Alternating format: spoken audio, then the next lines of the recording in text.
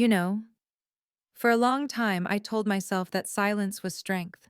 That if I just stayed quiet, if I just kept my head down, maybe life would stop hurting so much. I didn't grow up dreaming of being a single mom. Nobody does. I married Tyler Walker because I loved him. We had two beautiful kids, Mason and Emily, and for a while, life felt like it was supposed to. Sundays meant pancakes on the stove, little feet running across the kitchen floor. And Tyler? He used to laugh like he didn't have a care in the world. But the thing about people like Tyler is, they don't lose themselves overnight. It started with late-night phone calls, then missing money, then lies, then the smell of perfume that didn't belong to me. And before I knew it, Tyler was gone. Not gone in the way people say when tragedy happens. No, he left because he chose to. He walked out of our front door with his gambling debts, his secrets, and his brand new life.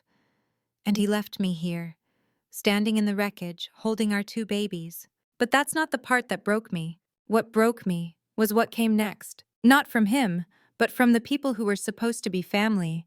You learn a lot about people when you've got nothing left to give them. After Tyler left, after the gambling, the cheating, the debt, I thought the hardest part was over. I thought the storm had passed, but I was wrong. Because the real storm? It wasn't the man who walked away. It was the family he left me behind with. At first, they were kind, sympathetic texts, frozen casseroles dropped at my door. Belle, my sister-in-law, would show up smelling like lavender, giving me hugs that felt more like obligation than love. Carol and Robert, my in-laws, told me to stay close to family, to lean on them. And I tried. God, I tried.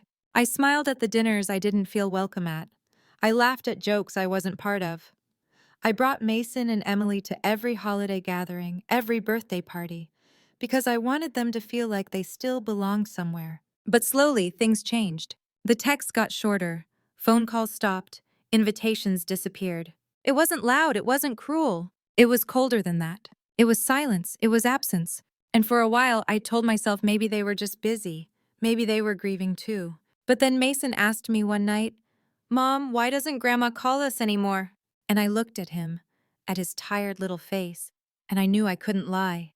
Maybe I had been family once, but without Tyler, without the man who connected me to them, I wasn't family anymore. I was just a reminder of what they lost, or worse, what they wanted to forget. It started with a text, simple, casual, from Belle. "Family dinner this Sunday. Would be nice to see you and the kids." I stared at it for a long time. It felt wrong. Like bait, like a test I didn't know I was walking into. But when I told Mason and Emily and their faces lit up, Emily twirled around the living room. Mason asked if Grandpa Joe would be there. And just like that, I said yes. Not for me, for them. We showed up 10 minutes early. Belle's house looked like something out of a magazine. Not a toy out of place.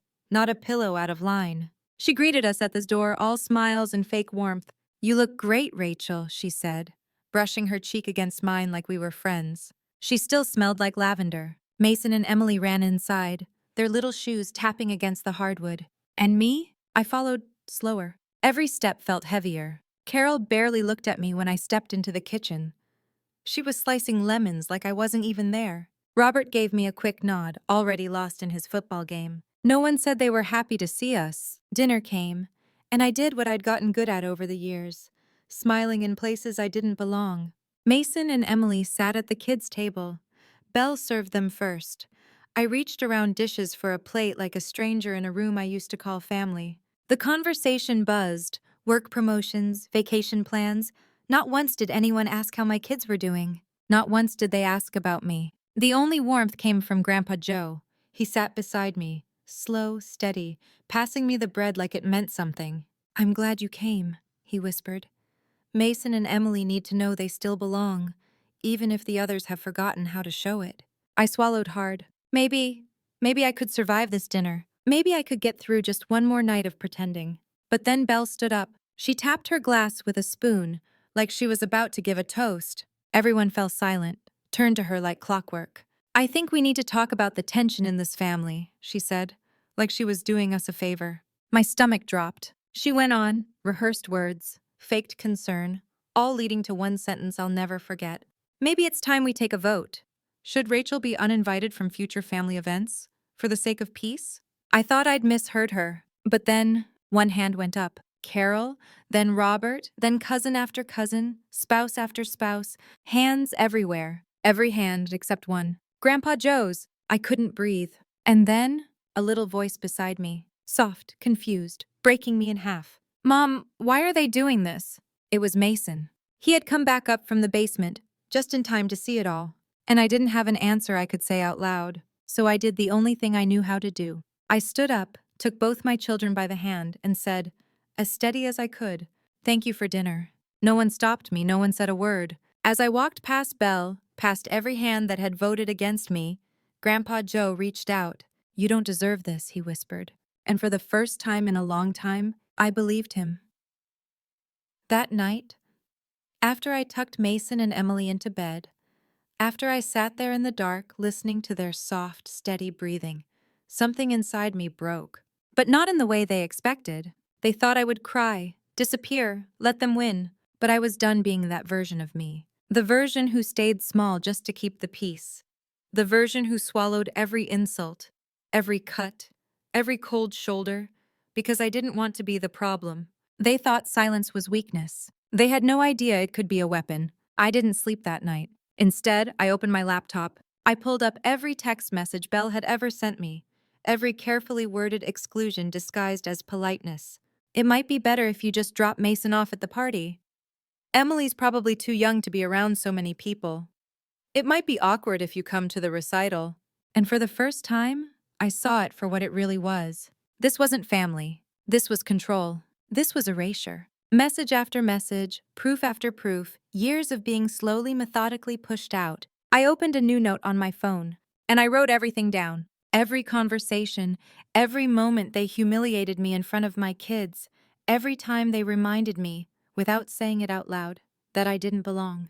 And then I made one phone call. Not to them, not to beg, not to explain, but to a woman named Danica Rhodes, a family attorney I found online, who specialized in harassment and emotional abuse cases. Her voice was calm, sharp, professional. I told her everything. I sent her the screenshots, the voice memos, even the audio recording from Mason's smartwatch, the one that accidentally captured Belle's vote, the silence that followed, and the words that still echoed in my head. "She's too weak to fight back anyway." Danica didn't flinch. "We'll draft a cease and desist letter," she told me.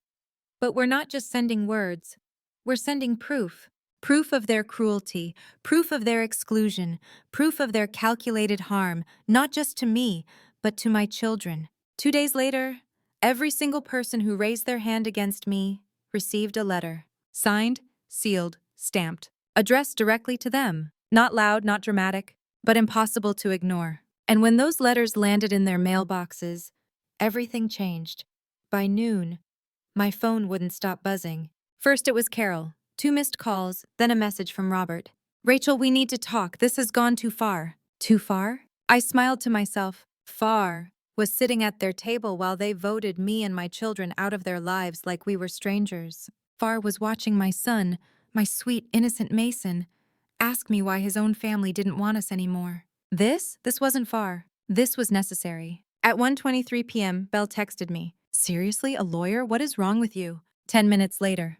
"You're really going to tear this family apart over a stupid dinner?" But it wasn't just a dinner, and she knew it. Inside those letters, Danica had made everything crystal clear. This wasn't about hurt feelings. This was about emotional harm, targeted exclusion, manipulation in front of a minor. The letter even quoted Belle's own words, bolded and underlined, straight from Mason's smartwatch recording. "She's too weak to fight back anyway." Turns out they were wrong. I didn't respond to any of their messages. Not because I didn't have anything to say, but because I didn't owe them anything. That night, after I picked up Mason and Emily from school, we stopped for ice cream. We sat on a park bench, just the 3 of us. No tension, no pretending, no cold shoulders to brace for. Just peace. Mason looked up at me, chocolate all over his mouth, and asked, "Mom, are we ever going back to their house?" I looked at him. At this little boy who had seen more cruelty in one night than most people do in a lifetime. I took a breath. "No, sweetheart," I said gently. "Not for a while." He nodded like it didn't bother him at all. "That's okay," he smiled. "Can we go to the beach instead?" "Yeah," I whispered, feeling a lump rise in my throat. The beach sounds perfect. And just like that, I realized something. I hadn't lost a family. I'd escaped one. It's been 3 months. 3 quiet, beautiful months. No one from that house has called me again. No invitations, no fake apologies, no more pretending. And for the first time in years, I don't wake up with a knot in my stomach. I don't rehearse words I'll never say. I don't shrink when I walk into a room. I'm just me, and that's enough. Mason doesn't ask about them anymore. Emily stopped waiting by the mailbox for birthday cards that never came. We've built new traditions now, just the three of us. Every Sunday morning, we walk down to the little donut shop by the lake. Mason brings his sketchbook. Emily collects rocks like their treasure. We sit on that same bench where Tyler used to take them as toddlers, before the lies, before the leaving. And we talk about cartoons, about outer space, about nothing and everything. There's no tension here, no cold stares, just peace. Real peace. And I've learned something along the way. Healing doesn't make you bitter. It makes you wise. It teaches you that revenge isn't screaming at people who never cared. Revenge is living so fully, so freely, that their absence feels like a blessing. Because family isn't about last names, or bloodlines, or shared history. Family is who shows up, who stays, who chooses you every single day. And for me, that's Mason, that's Emily, that's us. We didn't lose a family, we found ours. And if you've ever felt this way, if you've ever had to walk away from people just to protect your peace, I hope this story gave you a little strength. Please like this video, share it with someone who needs it, and subscribe to this channel for more real stories like this. Because sometimes, the quietest people have the loudest power. And your story, it deserves to be heard.